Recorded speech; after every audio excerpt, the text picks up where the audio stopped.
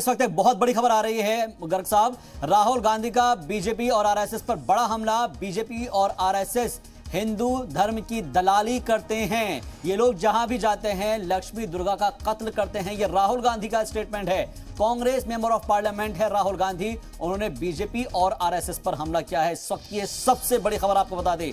चुनाव उत्तर प्रदेश में होना है, लेकिन उससे पहले जो सियासी बयानबाजी है वो किस हद तक आ गई है, इसका जीता जागता सबूत ये खबर है, जहां पर राहुल गांधी ने एक बहुत बड़ा हमला किया है, खासतौर पर भारतीय जनता पार्टी पर और आरएसएस पर, और कहा कि बीजेपी और आरएसएस हिंदू मजहब की दलाली करते हैं।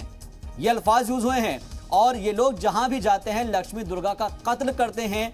राहुल गांधी का यह बयान बहुत ही बड़ा बयान इसे हम कह सकते हैं, और जितनी मजम्मत की जाए उतनी कम है, क्योंकि कांग्रेस एमपी राहुल गांधी ने बीजेपी और आरएसएस पर यह हमला बोला है। इस वक्त ये सबसे बड़ी खबर आपको बता रहे हैं कि जिस तरीके से भाषा की मर्यादाओं की बात कही जाती है, अब उसका लेवल गिरता नजर आएगा, क्योंकि जब चुनाव आते हैं तो इस तरह के बयानों का दौर जो है वो शुरू हो जाता है।